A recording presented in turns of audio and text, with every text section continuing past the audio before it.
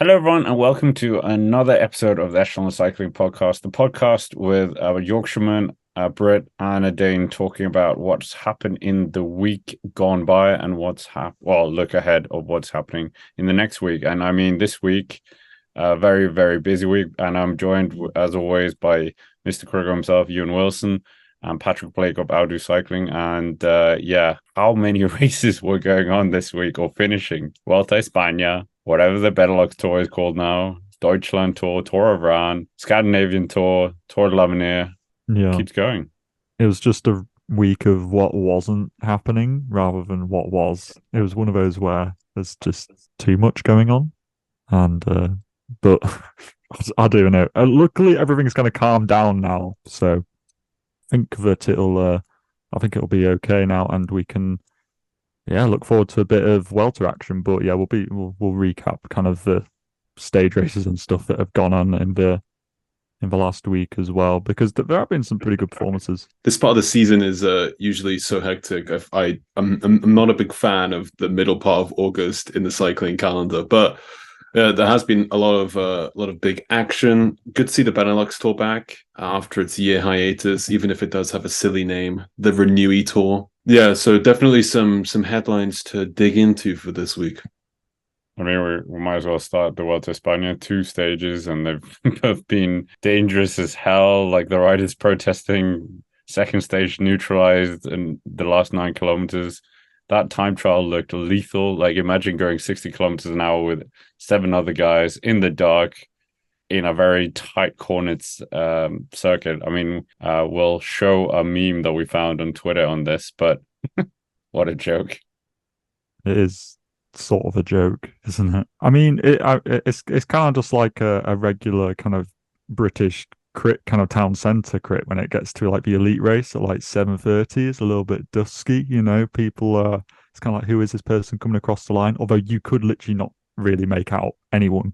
Like when Sudal came across the line, I mean, I didn't watch it live, but I've seen pictures and highlights, and like, holy moly, I would not have want to have been on like TT bars, like that far from a person's wheel in the dark without access to brakes, like it on a slippery surface. It couldn't actually have got worse. I don't think it's actually a miracle that there was only one DNF in Lawrence de Plus. To be honest with you, I think that's actually quite surprising.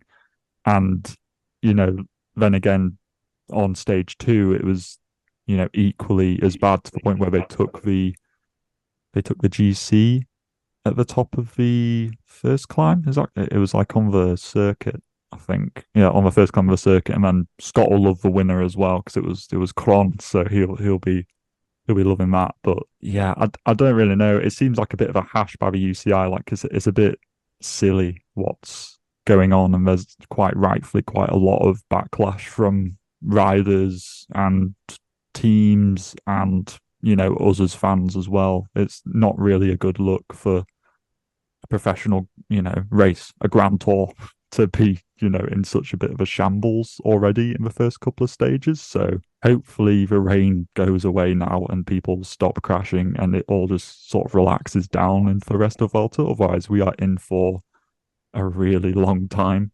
Yeah, I mean, a calamity really over those opening two stages, particularly that opening one. Why did it have to start so late? I guess if it wasn't raining, it would have been lighter, but still, they could have factored that in. It's August, but you know, you can still expect rain. Planning and preparation prevents piss poor performance, you know, and then it's like those later teams that went off in the dark doing this in like that level of light is just dangerous. It's bad. Remco Evenepoel after the line was just annoyed. He said afterwards that the riders aren't circus monkeys. He has a point there. Remco is often outspoken. I think he gets a little bit too much slack for being outspoken, but with this, I 100% get where he's coming from. I think that I respect Evenepoel more after him speaking out than before. I know, like you said, you are, you know, people people do think Evenepoel's a little bit too aggressive sometimes, maybe, and a little bit too boisterous in what he says. But I think he's completely fair in saying what he said. And I know that some people are saying, oh, he should just kind of, keep to himself and just let the media kind of team deal with it. But I like to see a rider's personality. I think sometimes in cycling now we get quite boring interviews, dare I say. It's all quite run of the mill, kind of same answers that you see every single day. So I was quite happy to see a bit of emotion and a bit of personality come out. I think that it's more appealing for me. I think I like the expression. I mean, he wasn't the only one. Like Jonas Vingegaard said, they didn't even care about their safety. They weren't concerned, the organizers. They were just blind. And then Geraint Thomas saying, we're just pawned. So it wasn't like anyone was being... Yeah, I think Remco just stole the headlines because it was straight after. And yeah, he was very animated as well. Well, rightly so. They were probably the team that had the worst conditions of all of them. It is good that these riders keep on like saying these kind of things, but at the same time, there was also a similar problem in the Renewi Tour today actually, on the final stage, where the riders all came together and said that the course was too dangerous, and they neutralized the race so that they could have a discussion midway through the race to decide how to neutralize the final circuit of the race.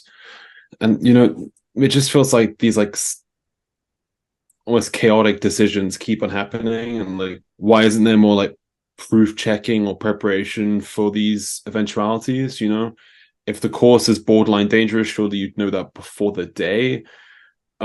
Surely you'd think the sunsets in Barcelona about 8:30 p.m. don't have a time trial at 8:30 p.m. These kind of things keep happening, and I think it really makes cycling look silly and amateurish. Yeah, it is stupid. I think you're right. It just makes us look a bit foolish because, like you say, it's more of like a token thing, like the Renewi Tour, whatever it is, that they sort of stopped to have this. It didn't actually result in anything happening that benefited the rider safety. It was just that they had a discussion and just kind of stop the race, and it was more for the show rather than for an actual result coming out of it. It just seemed a little bit pointless, dare I say. And I think you're right. The course is available beforehand, like weeks in advance. Same with the Vuelta. It's like, don't just come up and react when it happens. Like, why not bring this to their attention beforehand? I don't know. On one hand, I am completely on the side of the riders, but you can't just throw the blame all the time at the organizers when it's up to the riders. The riders care about their own safety, but they seem to only care about it when things absolutely go wrong, like, and then they start throwing their hands in the air. Whereas actually it would have been better to have tried to do something about it beforehand, but I don't know what kind of platform they have to do that other than Adam Hansen, apparently. Yeah, I think you're right. Like the World Championships as well. It's kind of like Yeah. afterwards. Like, yeah, it is true though. There's been lots of races. I can think of the last few years. Like, I can't remember exactly which race it was, but last year they were racing over like inner city cobbles, tram tracks or something. I think it was the one which I remember Mohoric just going absolutely crazy. It was Tour of Croatia. Yeah. The pro race. Yeah. And like Tour of Bologna when Jakobsen crashed.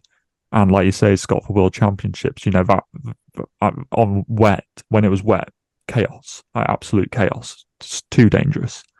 And it seems to just be a bit of a theme where there's just like are races more dangerous, or are they just more competitive, which is making it more dangerous? I don't know. But there's certainly a bit more of a trend for things to be more dangerous. I don't know. Shouldn't someone check it? Like, it should be approved by someone before they design the course. Like, it seems so many times we've seen like bollards in stupid places where it could kill someone if something happens. But then how are they going to know it's if they design the route or talk, like, they maybe call up the local mayor or whatever, and like they drop the route. It's only really the Tour de France or the Giro really who are going to drive the course beforehand, like whilst they're formulating the route. I don't think races like the Renewi Tour or the World Championships. Okay, the World Championships maybe.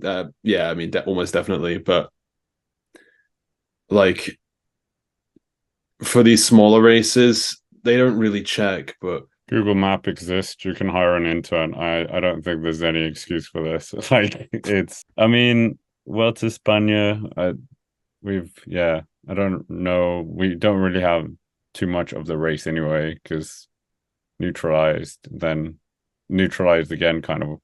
Well, it wasn't neutralized. DSM took the victory and then had the most horrific day the next day. But yeah, we might as well talk about a different race. I know you guys want to talk about Deutschland Tour, Renewi Tour, we mentioned a bit, but I want to talk about the Tour de l'Avenir because that was quite an interesting result. First ever Mexican winning. He swept the jerseys as well, taking all 4 jerseys. Not signed to any World Tour team of the time of recording, but I'm sure that's going to change soon. And what did you guys think of the Tour de l'Avenir? And if anyone watched our Tour de l'Avenir preview, it was completely wrong, the predictions. We were unbelievably wrong. I'm not sure if I could have got it worse, to be honest with you. But I liked it because usually, I'm not sure, a few years ago or a couple of years ago, they only did the last couple of stages, but they televised all of them this time around, which I was a big fan of. I really liked that. And I liked the course that it was so mountainous. I thought that was really good as well. So it gave us a real indication as to who are going to be the next big GC players in the future, whereas usually they can sometimes have quite a lot of sprint stages. So I think that it was a really good course, and we got some very interesting names thrown up, like you say. Kind of, I can't remember the last time I was rooting for a Mexican rider. I can't even remember the last pro Mexican rider. Can you guys think of a famous Mexican pro cyclist? Because I don't have one. Yeah, Villabos was with them in 2020, maybe through 21, maybe through 19, but he was definitely there in the COVID season. And there was a Mexican winner of the Tour de Trump when that was a big deal. I just remember they used the Col de la Loz, and the way that he rode it really smart. He didn't follow surges all the time. He stuck to his own pace.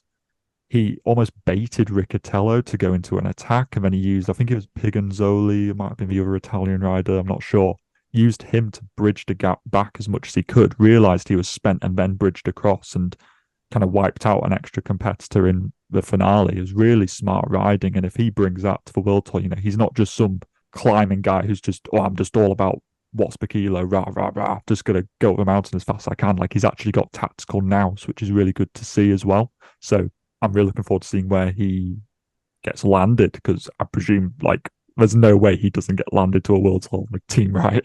I mean, we haven't said his name yet. Isaac Del Toro. So, Isaac the Bull. Well, nice. Del is not the... If you look at Pro Cycling Stats, his stats of views this week has been 27,000. And we were when we were seeing him winning stages, etc., and winning up Col de la Loz, that's an amazing thing. And it was so great that they had that there. But yeah, cyclocross background. He's been in a few World Cup events representing Mexico, obviously. But yeah, again, so are we qualifying this as another cyclocross rider? So he did one season 2 years ago. I also believe he has a bit of a mountain biking background as well. Yeah, I mean, he seems to be a bit of an all-rounder.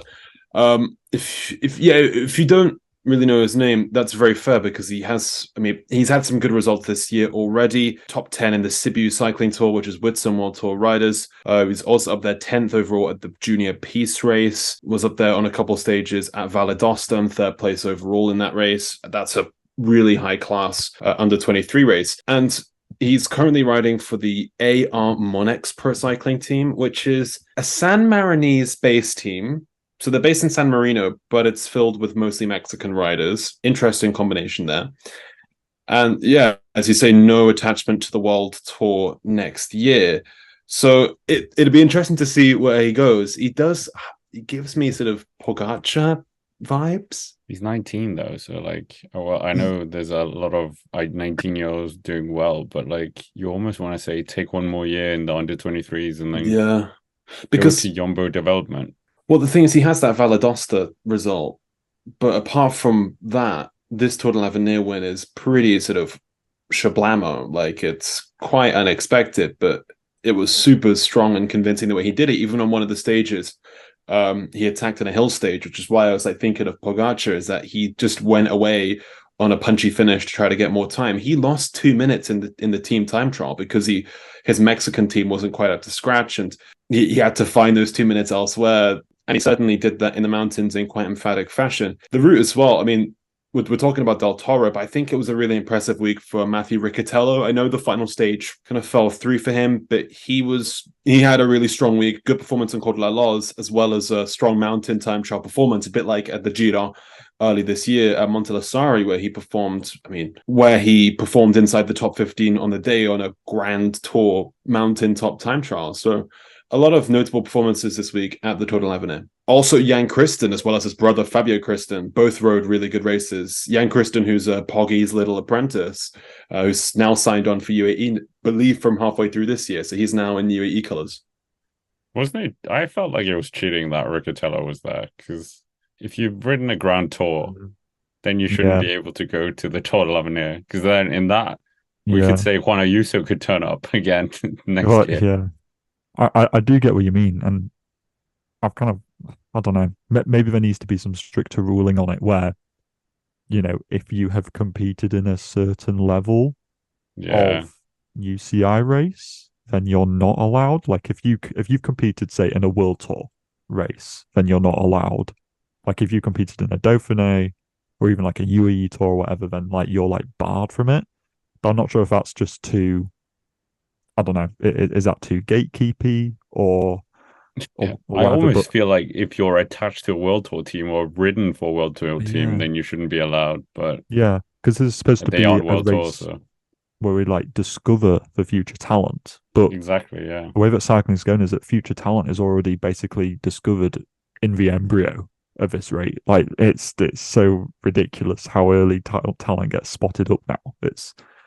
It's actually quite hard to talent spot now because, well, as viewers, by the time that you've watched a Tour de l'Avenir, it's too late. Like I remember us saying this in the preview, Scott, is that you said, which is a really good point, is that by the time you get to the Tour de l'Avenir, it's too late. Like you need to have scouted these guys before they've even arrived at that race, which, funnily enough, isn't the case for Del Toro, which, despite the fact that he won, he's almost like he hasn't been scouted. So that's a bit of a blip in the algorithm, you could say. But gosh, yeah, I'm looking forward to seeing where he goes. I just really hope he doesn't go to a Jumbo. Like, we don't need another guy. Can we just, or UAE, can we just send him to like a cool bit of team, Where is he going? That's the next thing. Yeah, where do we advise him to go? I mean, Ineos Grenadiers have lots of space, don't have any Mexicans.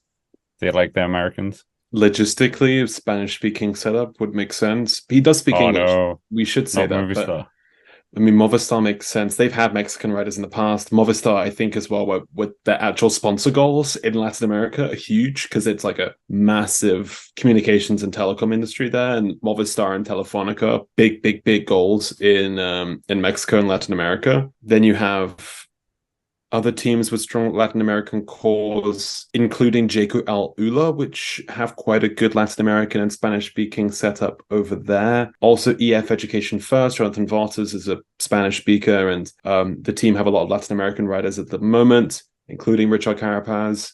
They've also had Mexican riders in the past as well. Uno X. You should go to Uno X. Also, if he's based in San Marino, he probably will be able to speak Italian, and that opens up Is he based there though? If it's just the team based there, yeah, but I mean, I'd like to think he would be able to parlo Italiano. But so your advice, Ewan, is there are 10 teams you could go to. Yeah, many. I think that there was that whole rumor of Roglic going to lead or Trek. I feel like they are looking maybe at a team, big new budget. Maybe they're looking at some new young GC prospect to really gather around, because I do feel like Lidl Trek has lacked that big GC focus. Like they've kind of tried to do it with Ciccone, but it hasn't really fallen through. I feel like maybe this guy could be somebody who they're quite interested in, considering that Roglic, I'm not sure how realistic that is, but maybe something for much a longer term thing might work for them as an American team. I know it's not Mexican, but North American. I don't know. Bit of a link. It's quite long term. Yeah. 19. Like leader on for a bit of a fair chunk of time though, aren't they? So maybe they'd be willing to I don't know, start stocking some Mexican goods in their supermarkets. It is the current trend to give like mammoth contracts to like 2027. Del Toro, yes, he had that great Valadosta performance as well. Is this Tour de l'Avenir performance, which was out of most people's radars, is that enough to guarantee or to warrant a mega 5-year long contract deal somewhere? Because we've seen so many riders like Ruben Fernandez and so forth kind of fall through. End of list. Well, wait, what was the French guy called? Oh, Roman are we going to talk? Sicard? Yeah, Sicard. Yeah, that was Sicard had a mad season. He was like under 23 world champion as well. Yeah, and then it kind of disappeared. Warren Barguil? No, that's harsh.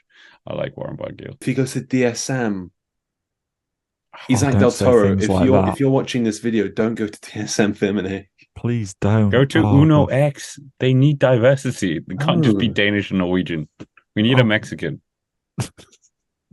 I feel like their first step would be somebody from like, I don't know, Germany or something. Like kind of dip their toe in the water of like filter down through the continent. I mean, Cycling Academy would love him because they like base their team around non-traditional cycling nations. And I mean, Mexico, you both said it, like it's not really a nation steeped in cycling glory. Which team do you think he's going to sign with? He might not actually sign with any of them, but I'll back my guns. I'll say Lidl Trek. fair enough.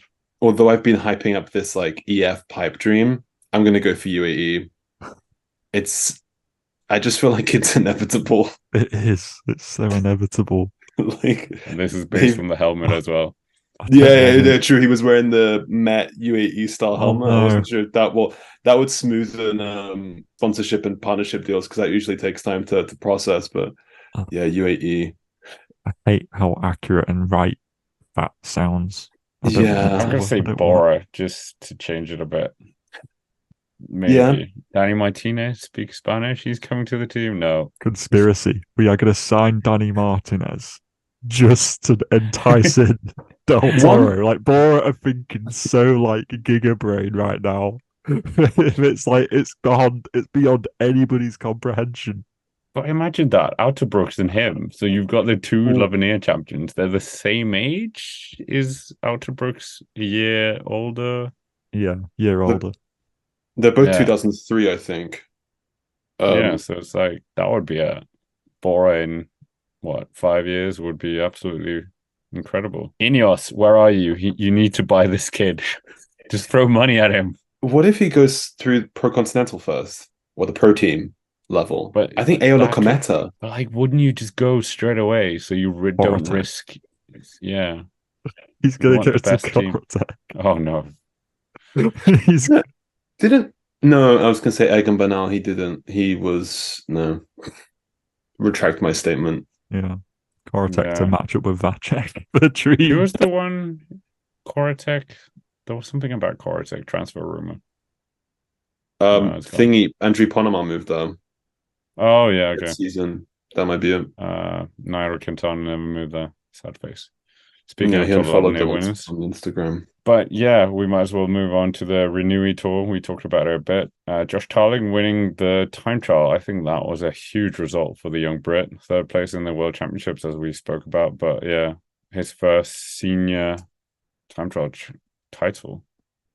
Yeah, win. And what happened in the Tour as well? I mean, that was because first before I talk about that was like, didn't that equal Evenepoel's youngest victory at World Tour, which was San Sebastian in 2019? What was spooky is that they were exactly the same age. Yeah. They were 19 years and 190 years old. That's creepy. We need like the hour, like we need like a time.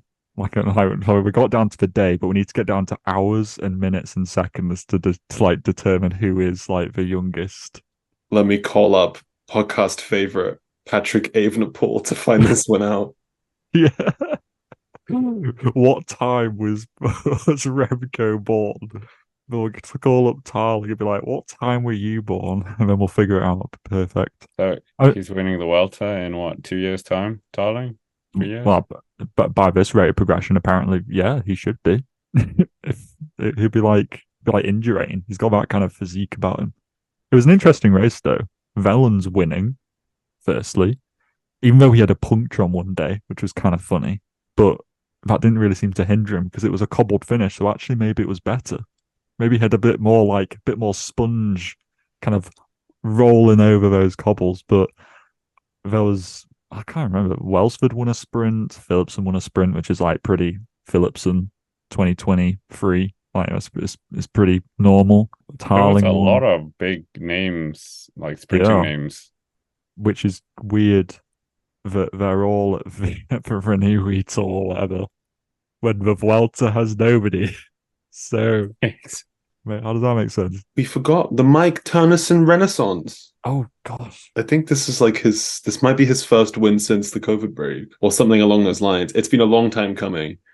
But actually, let me just fact check myself though. I thought he won. Didn't he win earlier this year? is that like his first? Will that be his first? Oh, sorry. This is his second win since COVID. He did win. Yeah, he won in the Tour of Norway. Yeah, but still, exactly. The Renaissance continues in that case. His first World Tour win in that case since the COVID break. I mean, yeah, Rui Costa, they saved his, well, not saved his career, but like revived him a bit as well. But gosh, Rui Costa in February this year. We were thinking this because the name of the Eneco Tour, Benelux Renewi, has changed quite a lot, and Tim Wellens has won this 3 times now, but it was Eneco Tour the first 2 times. It would have been funny if he won it in 3 different names, but yeah, Tim Wellens just pulls out a result of this. Matej Mohoric winning the final stage as well. Yeah, I think Wellens was like a really cool one for me because it's been like he had a bad crash in Rwanda, I think it was early this year. So good to see him back. And also he did like a really good time trial as well, which is also wasn't just like a one-off. Like he did good in the Bologna TT as well. So like we've been bashing on about how UAE have really stepped up their TT performance this year. And this is clearly just another kind of, I don't know what I was going to say. It's another kind of tick in the box, I guess, for them, if you want to call it that. So he's known for like bookending his years. He's really good in like February and then like at the end. So he's sticking to form. Yeah, Wellens has usually struggled with like allergies in like peak summertime, which has usually kept him out of like high level racing in July and June, for instance. But it was good to see him back here. Not only was it a crash in Ronda, it was the crash, the Philip Marzia crash. He was the guy who came down in the middle of that. A long road to victory we've been on with Tim Wellens, but for UAE as well, UAE are in this like mad hunt to win the UCI rankings this year, so they can have that title next year and put it on the back of the team bus with Jumbo-Visma. And this is a big win for them because Jumbo weren't really up there in the GC, so they took the overall, and Trentin was close to winning a stage as well. So UAE getting a big sort of bonus on Jumbo-Visma here. And also, I mean, even without Pogacar, Yates, Ayuso, and Almeida, they can still win a UCI World Tour level stage race. Impressive. Oh, I was going to talk about this in our Vuelta section, but this second stage kind of spoiled 2 of your predictions. Oh gosh, does it? Romain Gregoire didn't win the stage, and Andreas Korn did win a stage. So both of you, yeah. I mean, to be fair, it wasn't just me that thought about Gregoire winning. Like, it seemed that every man and his dog was saying it as well. And Lloyd was saying it a lot. That's because he's stealing my ideas. Scott, he's mad. He's mad that I pointed out how Strade isn't the 6th monument, and he's still bitter about it. Didn't he retweet that? He did retweet that, and I am going to be bringing it up next March when it comes around again. I will be. Anyway, but Gregoire didn't win. Kron did. Victory for Denmark. Yay. It was good though for Lotto. You know, big victory. I must admit, I kind of forgot that Tim Wellens was running for UAE. I was like, Lotto won a stage race. No, they didn't. UAE. But I mean, Deutschland Tour. Yeah, I know there's too many tours, as we were saying at the beginning. Did you watch any of this? Van Wilder winning overall, but yeah. It's a race that was revived a few years ago, and Germany obviously haven't got the best relationship with cycling in recent years. They're still kind of annoyed over Jan Ulrich, but it's good that it's back, and it has had some decent winners as well in the past, Matej Mohoric, etc. But It was good. I enjoyed some of it. I like a good little prologue to start with, where it's like not TT bikes, it's like road bikes. It feels like cycling back to its roots. Like where you'd rock up to your 10-mile TT on a Thursday just on your road bike. But yeah, like Vernon won that prologue. Danny Van Poppel was climbing like an absolute beast, like he was possessed. It was so odd. Pedersen was doing good. Grossscharkner was doing good. Van Wilder was backing up his kind of statement that he didn't want to just be Remco's assistant all the time. He wanted to have his own freedom, and he backed that up immediately by winning this race. So there was kind of a lot going on, but yeah, it kind of makes me question as to what Van Wilder's future is going to be. Like, is he going to try and just be like a stage hunting guy, or is he going to try and go for GC? Like, no, it's more confusing now. Yeah, Van Wilder could probably top 10 at Grand Tour, but it was cool to see him win a stage race. And to see Danny Van Poppel on the podium of a stage race, that was pretty neat. Also, Gregor Mühlberger he was climbing pretty well in the Tour de France. He got another stage win. That. You're gonna like that stage 1-2 that you're gonna like Mühlberger and Alex Aramburu. My boys.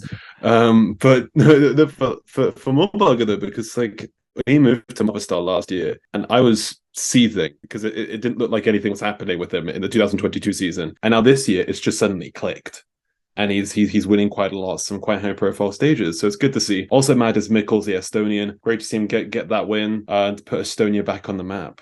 Also, Karl Patrick Lauk was in the breakaway in the Renewi Tour, so it's all good for the Baltic riders. Well, we had the Tour of Scandinavia as well, won by Annemiek van Vleuten. Banging finish. Wasn't it Uterup that won the final stage?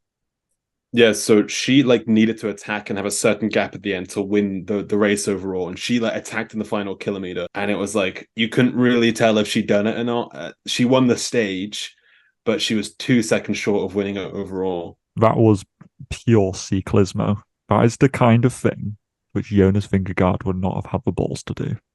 I'm saying it. Ouch! There you go. Throwing shade. Sorry, Max I'm just Poole saying didn't get the red jersey. You're still bitter over that. I will do. I'm just saying that was real cyclismo riding from Uttrup Ludwig. Just put it all on the line in the last K. Rate that. I rate the just going for it. And yeah, I mean, it wouldn't be an Echelon cycling podcast if there wasn't a little bit of Jumbo bashing in there, Scott. We've got to kind of keep our quota going. So I felt we were a little bit light. So I thought we'd, Wout van Aert hasn't really, been doing much. So we didn't have that to go out. So I thought I'd just kind of put that dig in just to keep us going. What is Wout doing? He did a gravel race. And he won. Against some poor amateurs, basically. Poor people. But Wout van Aert has never won the Women's Tour of Scandinavia. So I can sleep happy tonight knowing that he hasn't won that race. What? Wout van Choke. Just what he's like, guys, I'm not even racing this week, really. And you're yeah, I mean, Tour of Scandinavia, I'd love to see that in the men's as well. Oh yeah. Well, but I mean, yeah. Was there a stage in Sweden? I mean, the Swedish women are quite good, the pros, or used to be. It's like the women's version of the Renewi Tour, or like when Anico back in the day had like Luxembourg in there as well. So they'd have like Luxembourg, Netherlands, and Belgium. It's like the women's edition of that because it constitutes like the Scandinavian countries. So I like the multi-country like stage race going on. I think it's novel. And I really like that. I like that the women almost have that over the men's. It gives them kind of like something to draw the viewers to. What did you guys... Yeah, we talked about the Vuelta earlier, but what did you guys think of this patron status that Jonas Vingegaard did by kind of... Well, Dylan van Baal started it, and then Jonas Vingegaard kind of went in as well on it. And then before the stage started, he was in the Movistar bus as well with Enric Mas. I didn't see Enric Mas as being like the big guy that you would have to go and talk to about a Vuelta stage. I mean, I have thought about this probably too much today, but here's my overall opinion on this. Firstly, Jonas is not a patron of a peloton for some reason. He isn't. He doesn't have the respect for whatever reason. I don't think. I think it's just because he's a climber who's just kind of, at the end of the day, when you go to the front of the peloton and you tell some classic style rider who is groveling it out in cold conditions at Doronda in the spring, and you're Jonas Vingegaard, they will tell you to F off because they don't respect you because you don't compete in the same races that they do. A rider would have to go to the front of the level of like a Van der Poel or a Sagan back in the day, or a Wout or a Pedersen, or somebody with this, I don't know, gravitas about them. I don't know what it is that Jonas doesn't have, but for some reason I don't know, he didn't quite have the influence that he wanted, I don't think, over the peloton when he went to the front and told people to slow down. But I don't really know what I'll think about this whole patron thing. People trying to basically control the race because it's not quite going their way. Roglic had crashed and they kind of wanted him back in the peloton, so they kind of tried to slow it down. It's kind of like, it seems a little bit underhand, just trying to oh yeah, it's about safety, guys. We want to try keep it safe, but secretly we want to try get Roglic back in the peloton because he's crashed. So I'm conflicted because it is a very traditional thing in the peloton that there are these patrons who are sort of deemed to be the statesman of the peloton, but I don't like teams abusing this power for their own sort of race strategy. Yeah, I mean, I think we're kind of missing someone, but Dylan van Baarle, I think, is a very fitting patron. He's been around the block. He was at Cannondale stroke EF, then Ineos, now at Jumbo. He's been around town. A bit like Tony Martin when he was kind of the patron in 2019 through 21. The last patron I can think of was Fabian Cancellara, who got the race neutralized when Andy Schlecht was crashed in 2010. And then I think the all-time patron is Bernardino. I would not do anything if he said, "You're not moving, you're not moving." No, you're forgetting the Tony Martin. Yeah, Tony Martin 2020 Nice rainy stage. He went to the front and told everyone to stop, and he neutralized it. Yeah, and then Miguel Angel Lopez did Tokyo Drift down the descent. Wait, exactly. Didn't Sky try to stop a stage as well? Was that Froome in one of the Tour de France's? Maybe, yeah, that's the thing. He tried. For some reason, GC riders are not the people who become the patrons. For some reason, apart from Poggy. Yes, I think Poggy Patrick's point. I think Patrick's point is really good. That it's because you do this, you do all the races, and obviously Pogacar, Tour de l'Avenir winner, yes, but Ronde van Vlaanderen winner. So he knows everything.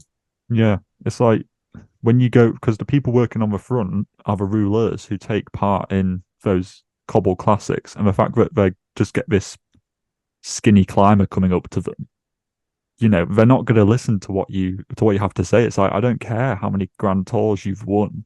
It's like, I am working on the front. I'm slogging here, and I'm not just going to stop riding because you've tried to.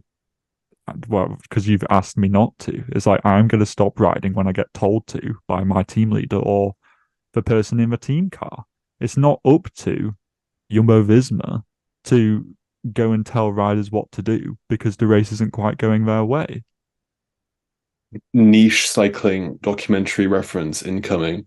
In the I think it's the Jumbo-Visma documentary from the Vuelta in 2020. You see Chris Froome at the front of the peloton on the day that they thought that they messed up the timings between Roglic and Carapaz, and there was that whole debate. Froome tries to at the beginning of the next stage, he tells everyone to stop. And he's halfway through giving his speech, and all the Movistar riders just start riding around him and carrying on with the stage. And it's it's futile. But Van Baarle for me, that's my vote. I wish it was democratic. There was you could vote, and we'd have a live ticker, election night coverage.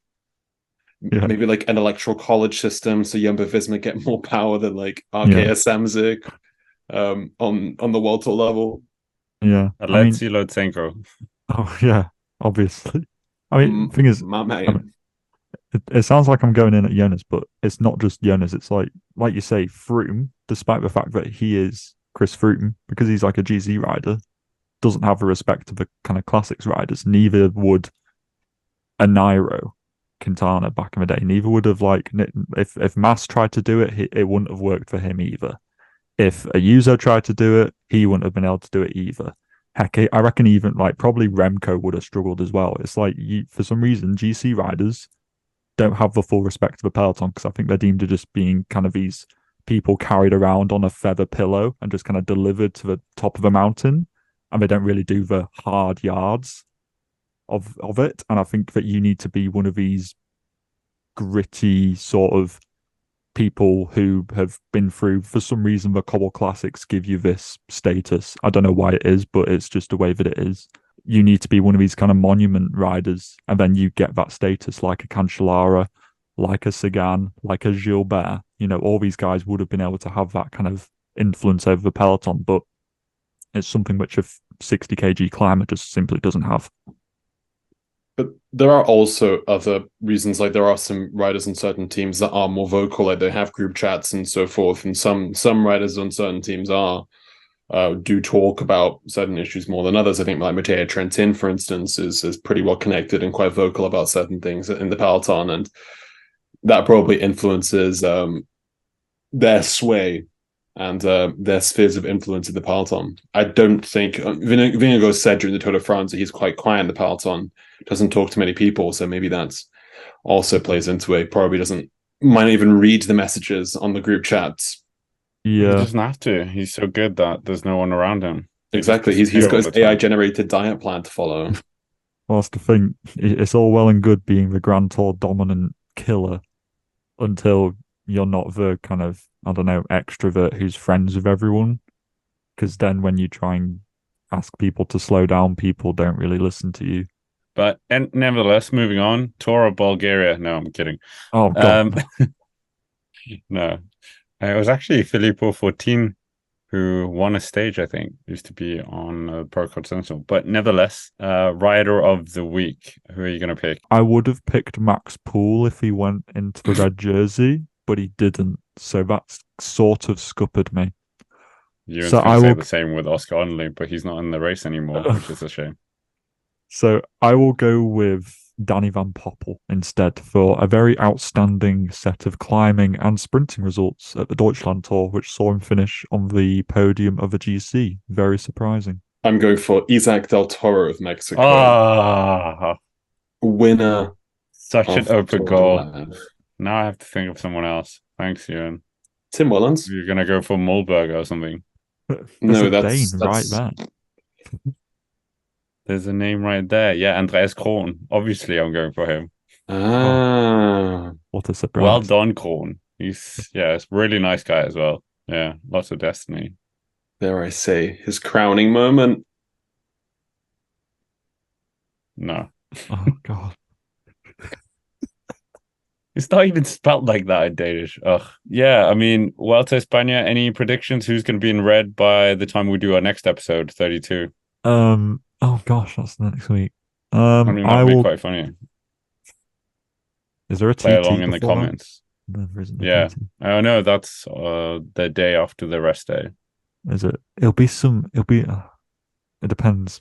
If some team takes it in red tomorrow and then they let it go, who's going to take it? I'll go Christian Rodriguez of Arkea to be in red from some random breakaway because somebody doesn't want to control the peloton. That's fair. In that case, I kind of want to follow the same theme because it's really it feels like low hanging fruit to say a GC favorite. So I'm going to go for Rudy Moller because he always seems to do well at the Vuelta, and him going in a breakaway and getting the red jersey just feels right. That's just what he does. So right. Exactly. All right, I'll be the boring one for once. Primoz Roglic. He hasn't crashed again. Yeah. Anyways, that's it for our episode of this week. I think it's number 31. Of course, make sure to hit the like button, subscribe to the channel here on YouTube, or make sure to follow us on the various different platforms, Amazon, whatever, Spotify. And of course, as always, get involved in the chat down below. We love seeing your comments, and we'll do more comments response next week as well for the rest day in the Vuelta a España. So with that, thank you very much for watching, and we will see you around.